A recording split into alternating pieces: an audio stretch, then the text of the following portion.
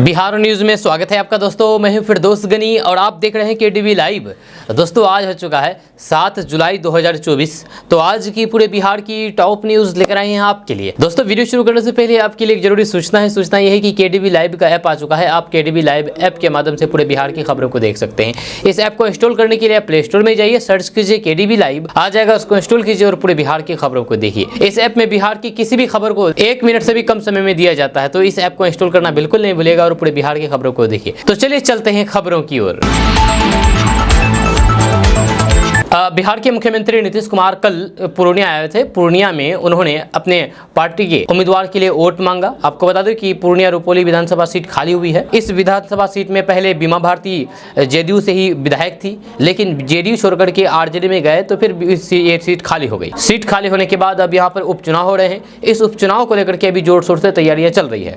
जब वहीं पर आरजेडी की तरफ से बीमा भारती चुनाव लड़ रही है, तो वहीं पर जेडीयू की तरफ से कलांधर मंडल मैदान है। इन दोनों के बीच टकराव है। कल नीतीश कुमार यहाँ पर पूर्णिया आए थे और कलांधर मंडल के लिए वोट मांगा। इसी दौरान मुख्यमंत्री नीतीश कुमार ने पूर्व विधायक बीमा भारती पर जमकर के निशाना साधा। बिहार के मुख्यमंत्री नीतीश कुमार ने कहा कि इसको कुछ बोलने आता था जी, इसको तो हमने ही राज्य सरकार में मंत्री बनाए ना, आगे बढ़ाए, इतना इज्जत दी और ये हमको छोड़ करके भाग गए। ये बातें बिहार के मुख्यमंत्री नीतीश कुमार ने कही है रुपौली में। साथ ही नीतीश कुमार ने कहा है कि जो भागते हैं वे गड़बड़े ना भागता है। आप निश्चित रूप से कलांधर मंडल को वोट दीजिए और इनको जिताइए।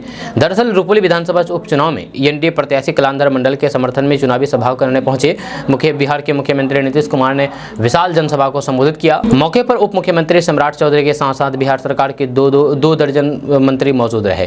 मौके पर मुख्यमंत्री नीतीश कुमार ने कहा है कि मुसलमानों के लिए उनकी सरकार ने बहुत काम किए हैं, लेकिन कुछ लोग मुस्लिम मतदाताओं को भड़काने का काम कर रहे हैं। उन्होंने महिलाओं से अपील भी की है कि एक एक वोट कलांधर मंडल को देने का काम करें। सीएम नीतीश कुमार ने बीजेपी और जेडीयू के रिश्ते को लेकर के कहा कि आप जानते हैं ना कि हमारा तो रिश्ता बहुत पुराना है ना। जब आप समझ लीजिए कि हम लोग 2 बार अलग हुए थे, लेकिन हमको फिर से खराब लगा। हमारा रिश्ता 1995 से है ना। हम लोग जब साथ में थे तो फिर कुछ लोग इधर उधर कर दिए, तो फिर वे अलग थलग होकर के भाग गए। जब फिर चुनाव दोहरा रहे हैं तो फिर आप लोग जदयू प्रत्याशी को भारी वोट दीजिए। ये कहना है बिहार के मुख्यमंत्री नीतीश कुमार का। दोस्तों केंद्रीय मंत्री चिराग पासवान का एक दिल जीतने वाला वीडियो सामने आया है। आपको बता दूं कि सड़क हादसे में पड़े एक व्यक्ति की मदद करने के लिए चिराग पासवान दौड़ करके गाड़ी से उतरे और पहुंच गए। दरअसल शेखपुरा जिले के बड़ेबिघा थाना क्षेत्र के राष्ट्रीय राजमार्ग 33 पर केवटी दयाली बिघा गांव के पास सड़क पर बेहोशी की अवस्था में पड़े एक शख्स को घायल व्यक्ति को हाजीपुर से सांसद चिराग पासवान ने मदद की और उसे अस्पताल पहुंचाया। बताया गया है कि सड़मेरा से बड़ेबिघा होते हुए चिराग पासवान जमुई जा रहे थे। इसी दौरान केवटी गाँव निवासी युगल चौधरी के 45 वर्षीय पुत्र पारो चौधरी सड़क पर पार कर रहे थे, जहां वे मजदूरी का काम करते हैं। तभी तेज रफ्तार एक बाइक ने उन्हें जोरदार टक्कर मार दी और भाग निकला।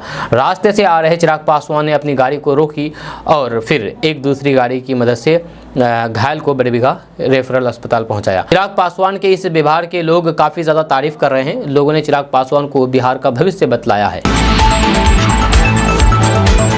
अब बिहार के शिक्षकों की खैर नहीं है। जय एसीएस के पाठक के जाने के बाद जो नए एसीएस आए हैं, ये सिद्धार्थ, ये तो और ज़्यादा कड़े फैसले ले रहे हैं। जी हाँ, ये तो के पाठक इनके सामने में कुछ भी नहीं है। जिस तरह से ये सिद्धार्थ फैसले ले रहे हैं, ये सिद्धार्थ ने अब ये फैसला लिया है कि अब बच्चों के नोटबुक को देख करके टीचर की भविष्य तय होगी, टीचर की नौकरी तय होगी। यानी कि बच्चे के नोटबुक अगर सही नहीं रहेगा, उसमें लिखा हुआ नहीं रहेगा, तो शिक्षकों की नौकरी भी जा सकती है। जी हाँ, आपको बता दें कि शिक्षा विभाग के अपर मुख्य सचिव के पद पर आते ही सिद्धार्थ ने बिहार के स्कूलों में पठन पाठन को दुरुस्त करने के लिए खास फॉर्मूला अपनाया है। सिद्धार्थ ने इसके लिए छात्रों के नोटबुक को सबसे बड़े हथियार के रूप में अपनाने की तैयारी की है। यानी कि शिक्षक क्या पढ़ाते हैं, इसका पूरा लेखा जोखा छात्रों के नोटबुक से निकलेगा।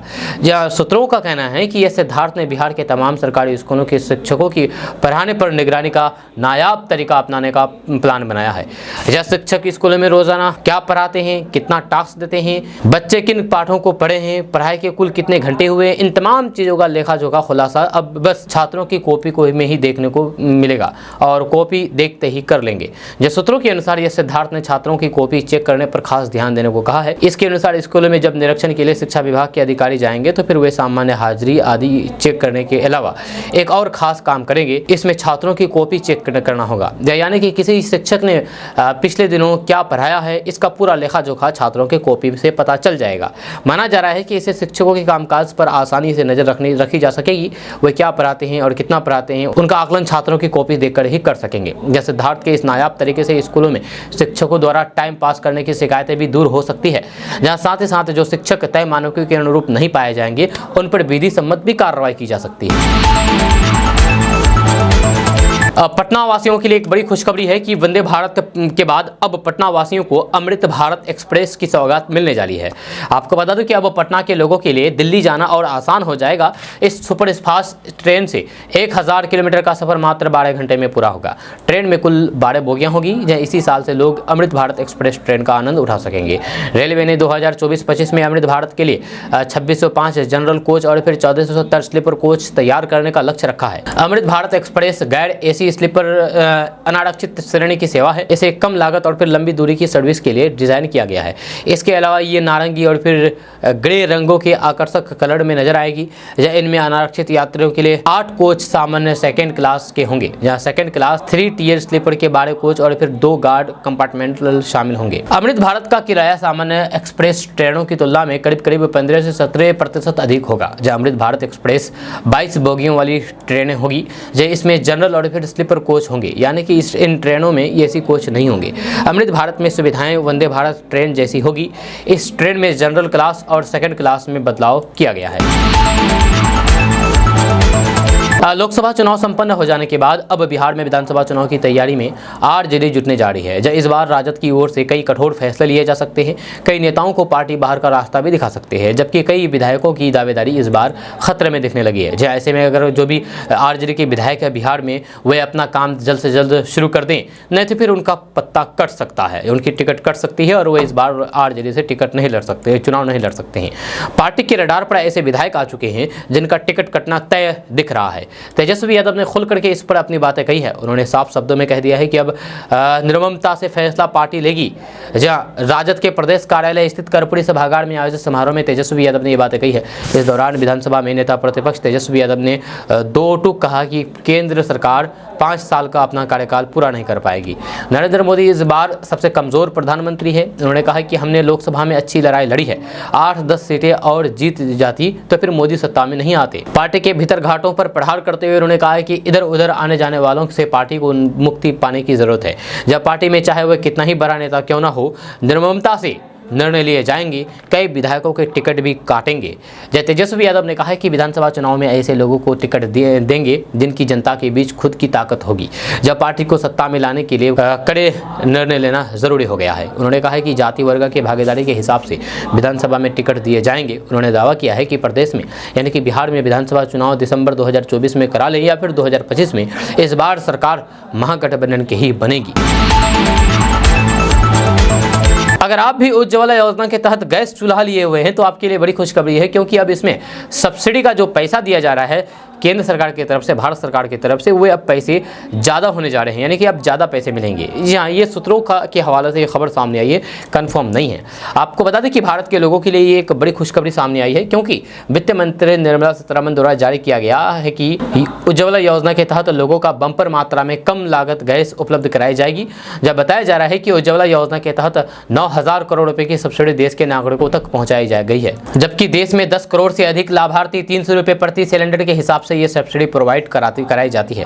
यह सरकार की ओर से आम आदमी को सस्ती कीमत पर एलपीजी गैस सिलेंडर उपलब्ध कराने की सरकार की ओर से एक से बढ़कर एक कदम उठाए जाते हैं। जब बताया जा रहा है कि लोगों को सब्सिडी उपलब्ध कराई जाती थी, उसमें भयंकर छूट देखने को मिलेगी। प्रधानमंत्री उज्ज्वला योजना के सरकार की ओर से जिन लाभार्थियों को 300 रुपये सब्सिडी दी जाती है, जबकि 2025 में सब्सिडी और ज़्यादा बढ़ा दिया जाएगा ताकि लोगों को ज़्यादा से ज़्यादा लाभ मिल सके। बताया जाता है कि 300 रुपये की सब्सिडी अभी जो दिया जाता है उसको डबल करके 611 रुपये की गैस सब्सिडी कराई जा सकती है, यानी कि 300 रुपये से 600 रुपये दिए जा सकते हैं एक सिलेंडर लेने पर। दोस्तों, अगर आपका भी ज़मीन किसी ने हड़पा है, किसी ने कब्जा किया हुआ है, तो अब आपको टेंशन लेने की ज़रूरत नहीं, परेशान होने की ज़रूरत नहीं है। आपकी ज़मीन पर अगर अवैध कब्जा हो गया है तो आप लड़ें और झगड़े बिल्कुल नहीं, बस इस कानून के तहत आपको एक शिकायत करना होगा, उसके बाद संपत्ति समेत आपको हर्जाना भी मिलेगा। जी हाँ, आपको बता दें कि अगर आपकी संपत्ति को कोई भी हड़प लेता है या फिर किसी ने अवैध कब्जा करके रखे हुए हैं तो आपको कानूनी कार्रवाई के तहत शिकायत करने होंगे और उसके बाद उसको संपत्ति वापस करने होंगे। यही नहीं, उनको हर्जाना भी देने होंगे। आपको बता दें कि अचल संपत्ति को सबसे सुरक्षित निवेश माने गए हैं, क्योंकि आपकी कोई भी प्रॉपर्टी या फिर अचल संपत्ति पैसे और फिर जेवर की तरह चुरा नहीं सकती हैं। लेकिन जमीन और मकान को लेकर के एक खतरा हमेशा बना हुआ रहता है, वो खतरा कब्जे का होता है। आपको बता दें कि जमीन और मकान को कोई चुरा नहीं सकते हैं, लेकिन इस पर अवैध कब्जा जरूर किया जा सकता है। आपको बता दूं कि ऐसा मामला अक्सर देखे जाते हैं जब आप किसी को अपने घर किराए पर देते हैं या फिर खाली जमीन किराए पर दे देते हैं तो फिर वो फिर खाली जमीन पर अतिक्रमण करने लग जाते हैं या फिर मकान को खाली नहीं करते हैं। आपको बता दूं कि अक्सर आए दिन ऐसा मामला सोशल मीडिया पर भी देखने को मिलते हैं और केडीवी लाइव के माध्यम से भी बताया जाता है। आए दिन अदालत में जमीन पर कब्जे से जुड़े हुए विवाद सामने आते हैं। आपको बता दूं कि जमीन की विवादों का कानूनी समाधान लंबे समय से होते हैं, लेकिन इसलिए बेहतर होगा कि ऐसी नौबत ही न आने दे कि कोर्ट कचहरी के चक्कर लगाने पड़े। ऐसे में जरूरी होता है कि भूमि अतिक्रमण से निपटने के लिए आपको कानूनी तरीके से के बारे में जानना बहुत जरूरी है। अगर आपकी जमीन या फिर प्रॉपर्टी पर किसी ने अवैध कब्जा कर रखे हुए हैं तो फिर सबसे पहले संबंधित अधिकारी से इसकी शिकायत करना होगा।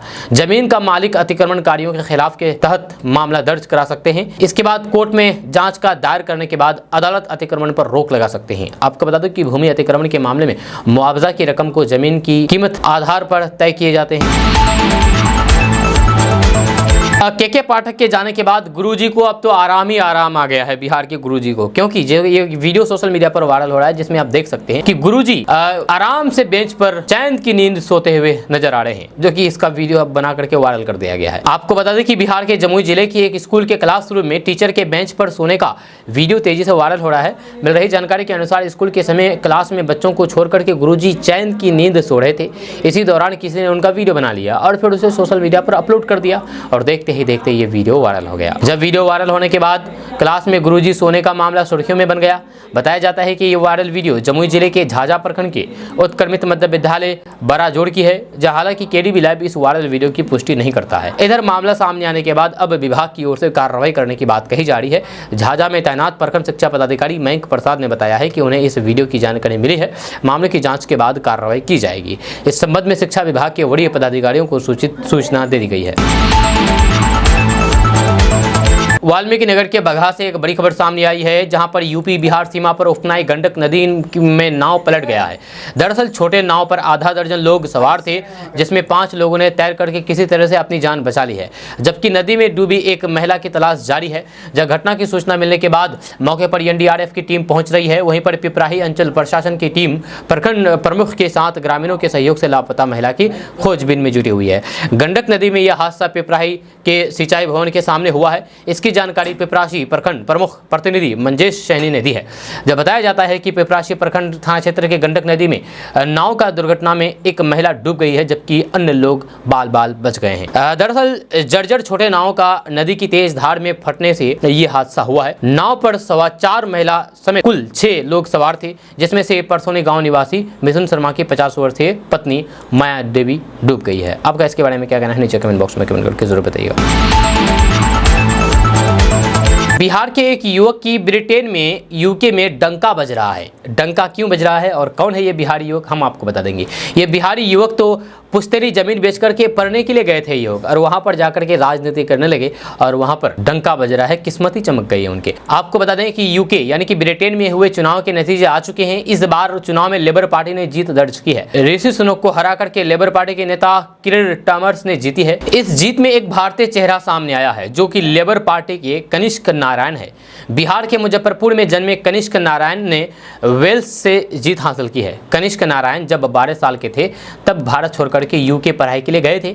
वहां उन्हें स्कॉलरशिप तो मिली, लेकिन उसके बाद भी पढ़ाई पूरी तरीके से करने के लिए उन्हें पैसे की आवश्यकता था। ऐसे में कनिष्क नारायण के घर वालों ने बिहार में अपनी सारी पुश्तैनी जमीन बेच दी और इस त्याग का नतीजा आज परिवार वालों को मिला है। कनिष्क नारायण की बहन श्रेया नारायण ने मीडिया से बातचीत में अपने भाई की लाइफ से जुड़े हुए कई बातें कही है। उन्होंने बताया है कि कनिष्क पढ़ने में बहुत तेज थे। साल 2007 में कनिष्क अपने पूरे परिवार के साथ यूके चले गए, जब उन्हें वहां पर स्कॉलरशिप तो मिली, लेकिन उसके बाद भी जब पैसों की आवश्यकता पड़ी तो फिर घर वालों ने सारी पुश्तैनी जमीन बेच दी। कनिष्क नारायण वेल्स से जीत दर्ज करने वाले पहले भारतीय बने हैं। जहां कनिष्क नारायण की जीत से पूरे परिवार में खुशी का माहौल है। कनिष्क नारायण के परिवार की अगर बात की जाए तो उनके पिता का नाम संतोष कुमार और मां का नाम चेतना सिन्हा है। कनिष्क नारायण के रिश्तों के तार भारत के प्रथम राष्ट्रपति डॉक्टर राजेंद्र प्रसाद से भी है, जो कि कनिष्क की दादी के दादाजी थे।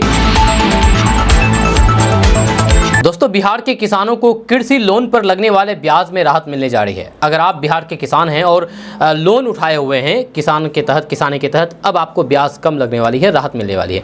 बिहार सरकार ने साल 2024-25 में किसानों को कृषि ब्याज पर 1% ब्याज अनुदान देने का निर्णय लिया है। आपको बता दूं कि इसके लिए कृषि विभाग और नाबार्ड के बीच MOU पर हस्ताक्षर किया गया है। राज्य स्कीम मद में सरकार की ओर से इसके लिए 10 करोड़ रुपए की स्वीकृति भी दे दी गई है। कृषि निदेशक मुकेश कुमार लाल, संयुक्त कृषि निदेशक सुशील कुमार तथा नाबार्ड की ओर से उप महाप्रबंधक प्रकाश कुमार मिश्रा और बाकी कई सारे लोगों को के हस्ताक्षर किए गए हैं। आपको बता दें कि इस योजना के तहत किसानों को कमर्शियल, ग्रामीण और फिर सहकारी बैंक से 3 लाख रुपए तक के लोन पर सरकार की ओर से अनुदान दिया जाएगा। फसल लोन, किसान क्रेडिट कार्ड और फिर अल्पावधि कृषि उत्पादन लोन पर सरकार 1% ब्याज का भुगतान करेगी। जी हाँ, आपको बता दें कि सरकार की तरफ से ब्याज दिया जाएगा।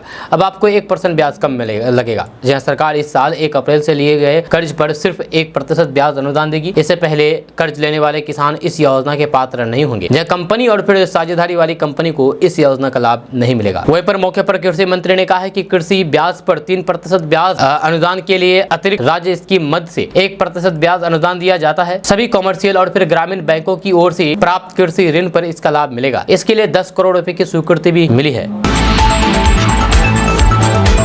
दोस्तों, तेजस्वी यादव 2 दिन पहले ही दावा करते हुए कहा था कि 2025 के बिहार विधानसभा चुनाव में बिहार में ये RJD की सरकार बनेगी। नीतीश कुमार 2024 में या फिर 2025 में विधानसभा चुनाव कराएं और राजद ही सरकार बनाएंगी। तेजस्वी यादव के बयान के कुछ देर बाद ही चिराग पासवान ने पलटवार करते हुए कहा कि आगामी विधानसभा चुनाव नीतीश कुमार के नेतृत्व में पूरी मजबूती के साथ NDA चुनाव लड़ेगा। फिर से बिहार में NDA की सरकार बनेगी और पूरी मजबूती के साथ डबल इंजन की सरकार रहेगी। चिराग पासवान ने अपने पिता और फिर केंद्रीय मंत्री दिवंगत रामविलास पासवान की 78वीं जयंती शुक्रवार को समारोह पूर्व हाजीपुर पासवान चौक स्मारक स्थित मनाई। यह कार्यक्रम में हाजीपुर सांसद चिराग पासवान अपने पिता दिवंगत रामविलास पासवान की आदमकद प्रतिमा पर माल्यार्पण करके और फिर पुष्प अर्पित करके आशीर्वाद भी लिया।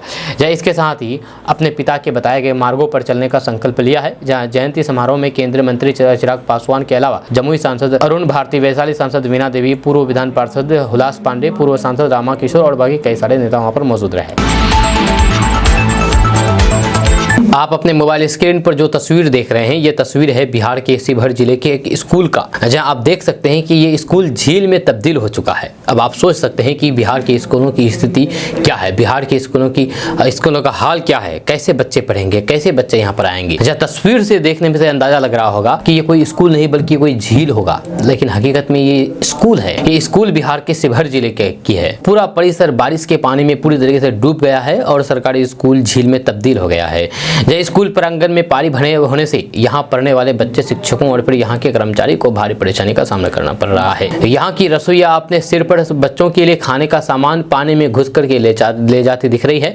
जहाँ भारी सामान को पानी में घुस करके ले जाना खतरे से खाली नहीं है। जहाँ वहाँ कहाँ गड्ढा मिल जाए और वो वही सामान लेकर के गिर पड़े, ये चिंता उसे भी सता रही थी। लेकिन मजबूरी है नौकरी करने की, इसलिए वह लबालब पानी में सिर पर राशन सामग्री लेकर के स्कूल के कमरे तक किसी तरह पहुंची। लेकिन ये एक दिन की स्थिति नहीं है, उसे फिर कल इस समस्या से रूबरू होना पड़ेगा। स्कूल में जल जमाव की समस्या से हर कोई परेशान है। स्कूल के प्रधान अध्यापक नागेंद्र शाह ने ये कहा कि विद्यालय में पानी की जल्द निकासी की व्यवस्था होनी चाहिए। बिहार में पुल गिरने का मामला थमता नजर नहीं आ रहा है। आपको बता दें कि पक्ष विपक्ष दोनों एक दूसरे पर आरोप लगा रहे हैं।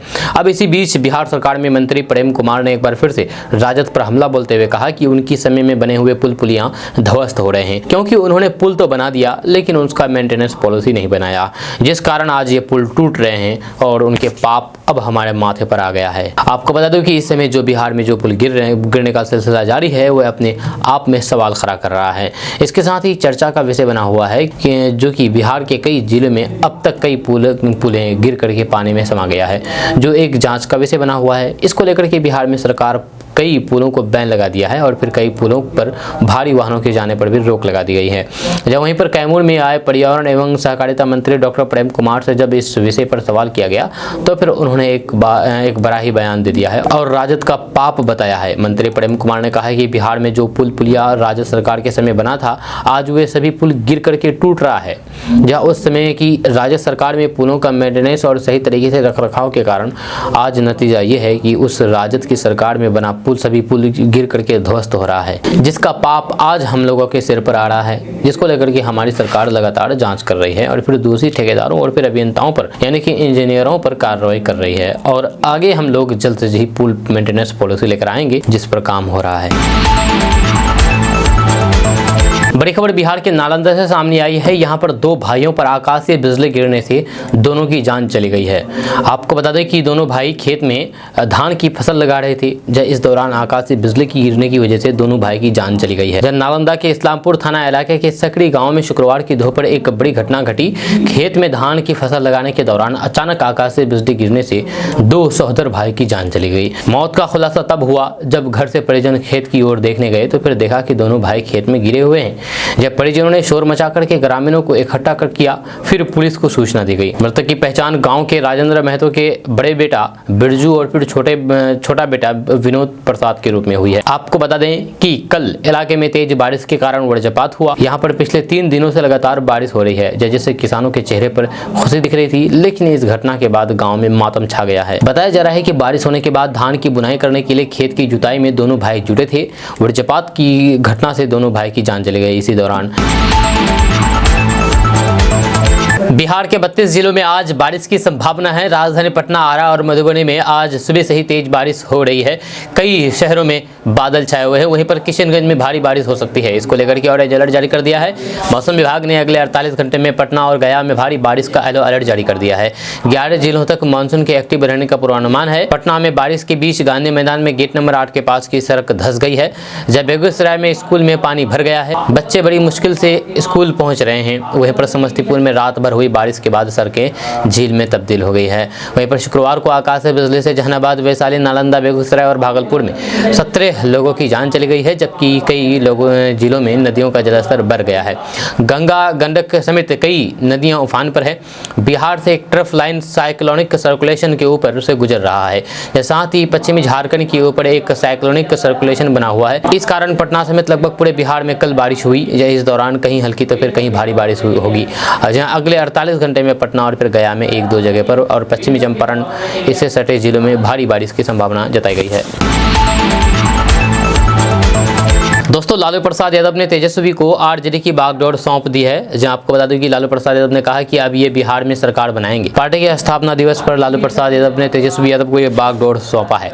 जब पटना में आरजेडी के 88वें स्थापना दिवस पर आयोजित कार्यक्रम में पार्टी के सुप्रीमो लालू प्रसाद यादव शामिल हुए। बड़ी बात यह है कि सार्वजनिक मंच से लालू प्रसाद यादव ने पहली बार कहा कि तेजस्वी ही अब पार्टी को आगे ले जाएंगे, जब बिहार में सरकार भी बनाएंगे। इससे साफ है कि पार्टी की बागडोर अब तेजस्वी यादव ही संभालेंगे। स्थापना दिवस के मौके पर लगाए गए पोस्टर बैनर में लालू प्रसाद, राबड़ी देवी के अलावा तेजस्वी यादव की तस्वीरें भी दिखी। लालू परिवार से मीसा भारती या तेज प्रताप यादव भी मंच पर नहीं थे। जब एक समय था जब फोटो पर ही राजनीतिक गर्म हो जाती थी। जब अब पार्टी में सिर्फ लालू प्रसाद को ही चांदी का मुकुट नहीं पहनाया जा रहा है। जब लोकसभा में आरजेडी संसदीय दल के नेता अभी कुशवाहा ने पहले लालू प्रसाद को चांदी का मुकुट पहनाया और उसके बाद तेजस्वी यादव को भी। स्थापना दिवस पर तेजस्वी यादव ने करीब 26 मिनट तक भाषण दिया। इस भाषण में उन्होंने आरजेडी का एजेंडा सामने रखा। जब पार्टी के अंदर कैसे कठोरता भविष्य में दिखेगी, उसे संकेत रूप से नहीं बल्कि साफ शब्दों से कहा। जब सांसदों, विधायकों, पार्षदों, कार्यकर्ताओं से कहा कि वे जनता के बीच जाएं और सभी जाति धर्म के लोगों से जोड़ें। लोकसभा चुनाव के दौरान लालू प्रसाद यादव ने अचानक से कुशवाहा कार्ड खेल करके एनडीए में खलबली मचा दी थी। जहां वहीं पर चुनाव में इंडिया गठबंधन से 7 कुशवाहा को और आरजेडी से 3 कुशवाहा, अभय कुशवाहा, श्रवण कुशवाहा और आलोक मेहता को टिकट दिया था। इसका परिणाम ये रहा कि 4 सीटों में से राजद का लोकसभा में खाता खोलना और फिर एनडीए का 30 सीटों पर सिमटना। जब अब विधानसभा चुनाव में कोई भी गड़बड़ ना हो जाए, इसलिए एनडीए में कुशवाहा नेताओं को तवज्जो देने की होड़ मच गई है। जब 2 जुलाई को भाजपा ने बिहार से उपेंद्र कुशवाहा को राज्यसभा में कैंडिडेट बनाया है, तो वो भी तब जब उपेंद्र कुशवाहा लोकसभा चुनाव में काराकाट सीट पर बुरी तरीके से हारे थे। इस सीट पर माले के राजा राम सिंह ने जीत दर्ज की। भोजपुरी स्टार पवन सिंह भी उपेंद्र कुशवाहा से आगे निकल गए। यहाँ भाजपा का मैसेज साफ है कि विधानसभा चुनाव में कुशवाहा वोटर्स पर अपनी पकड़ मजबूत करना है। इधर जदयू भी पीछे कहां रहने वाली थी, जो उसने भी भगवान सिंह कुशवाहा पर दावा खेल करके विधान पार्षद भेज दिया है। अब चर्चा है कि भाजपा उपेंद्र कुशवाहा को केंद्र में तो जदयू भगवान सिंह कुशवाहा को राज्य में मंत्री बना सकती है। आखिरकार बिहार में कुशवाहा नेताओं को इतनी पूछताछ क्यों बढ़ी है? इस सवाल का जवाब है, बिहार में कुशवाहा की आबादी लगभग 4% है। जहां ओबीसी जाति में यादव के बाद बिहार में कुशवाहा आबादी ही सर्वाधिक है। अब अलग अलग पार्टियों में कुशवाहा नेताओं को मिल रही जगह ये बताती है कि इस समुदाय का प्रदेश की सियासत में क्या महत्व है। लालू इस फैक्टर को भांपने में भाजपा और फिर जदयू से आगे रहे। अब बरसात के मौसम में हर साल सब्जी भाजी के दामों में तेजी देखी जाती है, लेकिन इस बार भाव में कुछ ज़्यादा ही तेजी देखी जा रही है। आलू के भाव आसमान छू रहे हैं, तो फिर टमाटर के भाव लाल हो गया है, और फिर प्याज के दाम सुनकर ही आंखों से आंसू निकल रहे हैं। जब सब्जियों के दाम 1.5 से 2 गुना तक महंगे हो चुके हैं। जब पटना में आलू 40 रुपये प्रति किलो तो टमाटर 80 रुपये प्रति किलो की दर से मिल रहा है। जब प्याज ने तो आंखों से आंसू ही निकाल दिए हैं। इसकी खुदरा बिक्री 50 रुपये प्रति किलो की दर से हो रही है। जब महीने भर के अंदर ही रसोई का बजट बिगड़ गया है। हरी मिर्च का दाम सुनकर के ही पसीना छूटने लगता है। 200 रुपये प्रति किलो की दर से मिर्च मिल रहा है। अदरक, शिमला मिर्च, तुरई के भाव आसमान छू रहे हैं। धनिया पत्ता की कीमतें 1 महीने के अंदर 50 रुपये प्रति किलो से सीधे 160 रुपये तक पहुंच गई है। जब फूल गोभी की कीमतें 40 रुपये प्रति किलो से बढ़ करके 60 रुपये प्रति किलो हो गई है। जब लहसुन की कीमतें 180 रुपये प्रति किलो से बढ़ करके 200 रुपये प्रति किलो हो गई है। बीन की कली की कीमतें 60 रुपये प्रति किलो से बढ़ करके 180 रुपये प्रति किलो हो गई है। जब भिंडी की कीमतें 40 रुपये प्रति किलो से बढ़ करके 80 रुपये प्रति किलो हो गई है। नींबू के दाम कम हुए हैं, 160 रुपये प्रति किलो से घट करके 120 रुपये प्रति किलो हो गई है। जब दाम बढ़ने के कारण सब्जी की बिक्री पर भी असर पड़ा है। बहरहाल बारिश के कारण सब्जियों के दाम और फिर बढ़ने की संभावना जताई जा रही है, जिससे आज आम लोगों की थाली से सब्जी गायब होना तय है। दोस्तों, बिहार में बढ़ते अपराध पर नेता प्रतिपक्ष तेजस्वी यादव ने प्रधानमंत्री नरेंद्र मोदी और सीएम नीतीश कुमार पर जमकर के हमला बोला है। जहां आपको बता दूं कि कुछ दिनों बिहार में अपराध का ग्राफ बढ़ता जा रहा है, जिस पर नेता प्रतिपक्ष तेजस्वी यादव ने सवाल खड़े किए हैं। शनिवार की सुबह पूर्व उप मुख्यमंत्री तेजस्वी यादव पीएम मोदी और फिर सीएम नीतीश कुमार पर जुबानी आंकड़ों के साथ प्रहार किया। जहाँ तेजस्वी यादव ने अपने ऑफिशियल फेसबुक पोस्ट करके बिहार में कानून व्यवस्था पर सवाल खड़े किए और कहा कि बिहार में अपराधी बेखौफ हो चुके हैं, प्रदेश में विधि व्यवस्था ध्वस्त हो चुकी है और फिर सीएम को इससे कोई भी लेना देना नहीं है। यह इतना ही नहीं, तेजस्वी यादव ने 41 घटनाओं का जिक्र करते हुए सरकार पर भी हमला बोला है। तेजस्वी यादव ने एक घटना का जिक्र किया है, एक घटना के बारे में बताए हैं, 41 घटनाओं का जिक्र करके बताए हैं अपने सोशल मीडिया अकाउंट फेसबुक पर। आपका इसके बारे में क्या कहना है, नीचे कमेंट बॉक्स में कमेंट करके जरूर बताइएगा। कांग्रेस नेता राहुल गांधी शुक्रवार को नई दिल्ली रेलवे स्टेशन पर लोको पायलटों से बात की। जब मुलाकात की, इस दौरान उन्होंने रेलवे कर्मचारियों की समस्याएं सुनी और उनके मुद्दों को उठाने का आश्वासन भी दिया है। अब भारतीय रेलवे की ओर से राहुल गांधी की मुलाकात पर बयान जारी किया है, जहां उत्तर रेलवे के चीफ PRO दीपक कुमार ने बताया है कि राहुल गांधी 8 कैमरामैन के साथ नई दिल्ली स्टेशन पहुंचे थे। ऐसा लग रहा है कि वे स्टेशन पर फिल्म या फिर रील बनाने आए हैं। सूत्रों से मिल रही जानकारी के अनुसार कांग्रेस नेता राहुल गांधी पर रेलवे एक्शन भी ले सकती है। सूत्रों ने कहा है कि नई दिल्ली रेलवे स्टेशन पर राहुल गांधी ने रिकॉर्डिंग करके प्रतिबंधित चीज़ों को सोशल मीडिया पर दिखाया और फिर रेलवे की छवि को खराब करने की कोशिश की है। राहुल गांधी ने वीडियो बनाने के दौरान कई सेंसिटिव चीज़ों को इधर से उधर करके दिखाया था, इससे रेलवे स्टेशन पर मैनेजमेंट के कर्मचारियों को दिक्कतों का सामना करना पड़ा। रेलवे की ओर से कहा गया है कि राहुल गांधी ने रेलवे के जिन लोको पायलटों से बात की है, उनमें से अधिकतर रेलवे के कर्मचारी और लोको पायलट नहीं थे, उन्हें बाहर से लाया गया था। रेलवे ने साफ तौर पर कहा कि रेलवे के जिन क्रू मेंबर से बात की है, वे बाहर से लाए गए थे। दोस्तों, गिरिराज सिंह ने एक बार फिर से लालू परिवार पर जम करके निशाना साधा है। उन्होंने कहा है कि लालू तेजस्वी नीतीश कुमार का पैर पूजे, नीतीश का फोटो लगा करके बाप बेटा उनके चरण छुएं, क्योंकि नीतीश कुमार ने ही 2015 में लाइफ दे दिया था, जिंदगी दी थी। लालू तेजस्वी फिर अगली बार 22 सीट पर अटके। वहीं दूसरी तरफ बीजेपी इस बार विधानसभा चुनाव में 200 सीटों पर के पार का भी दावा कर रही है। आपको बता दें कि भाजपा के अभिनंदन समारोह के दौरान गिरिराज सिंह ने कहा कि जनता के खिलाफ जो साजिश हो रही है, अब लुका छिपी से काम नहीं चलेगा। लालू यादव ने जीवन भर अराजकता फैलाने का काम किया है, यह कहना है गिरिराज सिंह का।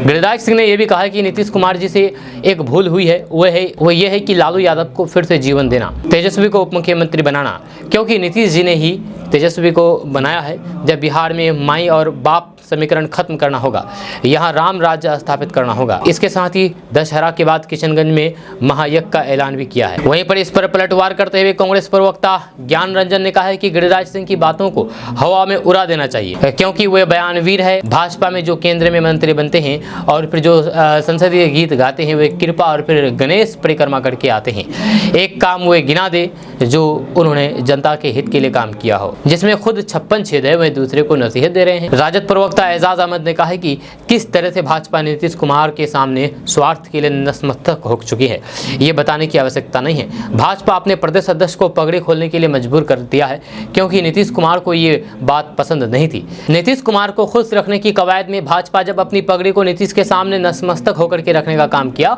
तो यह स्पष्ट रूप से समझा जा सकता है कि भाजपा की रणनीति और फिर सोच कहां पहुंच गई है। भाजपा सत्ता स्वार्थ के लिए किसी भी हद तक जाने के लिए तैयार है। गिरिराज सिंह जिस भाषा का इस्तेमाल करते हैं, ये केंद्रीय मंत्री की भाषा नहीं हो सकती है। लालू प्रसाद विचार का नाम है, लालू प्रसाद नाम है संघर्ष और आंदोलन का। लालू प्रसाद ने कभी भी सत्ता और फिर स्वास्थ्य के लिए किसी के साथ समझौता नहीं किया है। अगर आप बैंक जाते हैं कटे फटे नोट बदलने के लिए और बैंक आपसे मना कर देते हैं, तो अब आपको टेंशन लेने की ज़रूरत नहीं है। जी हाँ, ऐसा बैंक को अधिकार नहीं है कि वो आपको कटे फटे नोट बदल करके ना दे। जब बैंक को ये देना पड़ेगा, ये आरबीआई की तरफ से निर्देश है। आपको बता दें कि भारतीय रिजर्व बैंक यानी कि आरबीआई ने नियमों के अनुसार कोई भी बैंक कटे फटे नोट बदलने से इनकार नहीं कर सकता है। अगर कोई भी बैंक नोट नहीं बदलता है तो फिर उसकी शिकायत की जा सकती है, आप उसका शिकायत कर सकते हैं। जब प्राइवेट बैंक यस बैंक को भी अब कटे फटे नोट बदलने से इनकार करना महंगा पड़ा है। भारतीय रिजर्व बैंक यानी कि आरबीआई ने नोट नहीं बदलने पर यस बैंक पर 10,000 रुपये का जुर्माना लगाया है। जी हाँ, 10,000 रुपये है। भारतीय रिजर्व बैंक यानी कि आरबीआई ने शुक्रवार को यस बैंक पर 10,000 रुपये का आर्थिक दंड लगाया है। यस बैंक ने शेयर बाजारों को दी जानकारी में बताया है कि ये दंड कटे फटे नोट नहीं बदलने पर लगाया गया है। आरबीआई ने यस बैंक को भेजे पत्र में बताया गया है कि आरबीआई अधिकारियों के एक शाखा में दौरा करने के दौरान कटे फटे नोट नहीं बदले जाने के प्रमाण मिले थे। जब आरबीआई के सख्त दिशा निर्देश है कि बैंकों को खराब नोटों को बदलना होगा, वे ऐसा करने से इनकार नहीं कर सकते हैं। 10 रुपये से अधिक मूल्य के किसी भी कटे फटे नोट को बैंक में बदला जा सकता है, बशर्ते उसका 50% से ज़्यादा भाग मौजूद हो और नोट का पहचान नंबर साफ दिखाई दे रहा है। जैसे सरकारी और फिर निजी बैंक या आरबीआई इशू ऑफिस के काउंटर पर बिना किसी फॉर्म को भरे ही नोट बदले जा सकते हैं। दोस्तों, लोक जनशक्ति पार्टी रामविलास के प्रमुख और केंद्रीय मंत्री चिराग पासवान ने विपक्ष के नेता तेजस्वी यादव के कानून व्यवस्था पर सवाल उठाए जाने पर जवाब दिया। उन्होंने शनिवार को कहा कि मैं सफाई कतई नहीं दूंगा कि उनके राज में क्या हुआ था। जब 90 का दशक इसलिए जंगल राज के रूप में जाना जाता था। आप विपक्ष में हैं, उसका धर्म निभाएं, लेकिन सकारात्मक विपक्ष की भूमिका निभाएं। जब उन्होंने कटाक्ष करते हुए कहा कि जब नौकरी देने का श्रेय लेना हो तो फिर हर मंच से खड़े होकर के आप बोलते हैं, लेकिन जब पुल गिरने की बात होती है तो फिर चुप। उन्होंने कहा कि ऐसा तो नहीं है कि सभी पुलों का निर्माण 6 महीने के अंदर ही हुआ हो। उन्होंने कहा कि कानून व्यवस्था हम लोगों के लिए चिंता का विषय है। चिराग पासवान ने राजद अध्यक्ष लालू प्रसाद यादव के अगस्त में सरकार गिरने के बयान पर जोरदार कटाक्ष करते हुए कहा कि ये यही कहते रहेंगे, इन्हें कार्यकर्ताओं को उलझा के रखना है। उन्होंने कहा कि पिछले 5 सालों में तैयारी नहीं कर पाए, अब करने जा रहे हैं। कितनी सीटों पर चुनाव लड़े और फिर कितनी सीटें जीते, ये सबको पता है। अभी अगस्त में सरकार गिराएंगे, फिर आगे यही बोलते बोलते 5 साल निकाल देंगे। दोस्तों, बिहार के लिए मोदी सरकार ने बड़ा तोहफा दिया है। आपको बता दूं कि यहाँ पर बिहार में 2 स्पेशल इकोनॉमिक जोन बनाया जाएगा। जी हाँ, आपको बता दें कि इसके लिए भारत सरकार के वाणिज्य और फिर उद्योग मंत्रालय की टीम ने पश्चिम चंपारण के कुमार बाग और बक्सर के नवानगर का निरीक्षण किया है और इसे SEZ के लिए उपयुक्त पाया है। जब बिहार के उद्योग विभाग के मंत्री नीतीश मिश्रा ने इसकी जानकारी सोशल मीडिया के जरिए दी है। उन्होंने बताया है कि बिहार में स्पेशल इकोनॉमिक जोन की मांग लंबे समय से लोग करते हैं।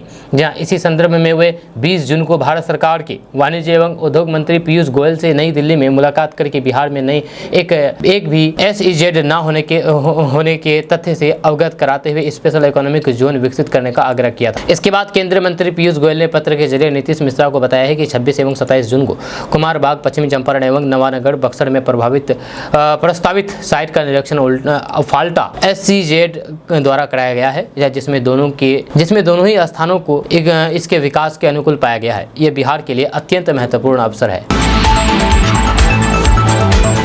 दोस्तों, जदयू सांसद लवली आनंद को मंत्री नहीं बनाए जाने पर पति आनंद मोहन ने जमकर के हमला बोला है और आनंद मोहन नाराज हैं और कहते हैं कि राजपूत जो वोटर हैं वे किसी के गुलाम नहीं हैं। ये कहना है जदयू सांसद लवली आनंद के पति आनंद मोहन का।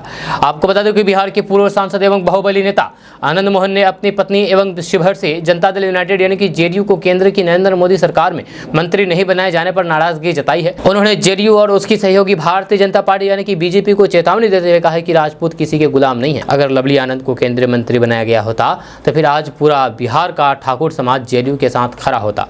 उन्होंने एनडीए में शामिल दलों को चेतावनी देते हुए कहा कि 2025 का बिहार विधानसभा चुनाव सामने है, राजपूत समाज का नोटिस ले नहीं तो फिर आगे डगर कठिन होगी।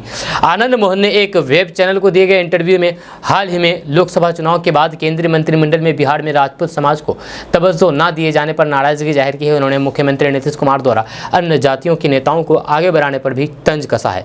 आनंद मोहन ने कहा है कि ये किसी भी समाज के बारे में कुछ नहीं कहना चाहते हैं। वह समाज उस लायक है तो फिर उन्हें पद मिले। या किसी को राज्यसभा सांसद तो किसी को MLC बनाया गया, ये आज का नहीं बल्कि पहले भी हो चुका है। मगर सवाल है कि क्या राजपूत समाज किसी के लायक नहीं है?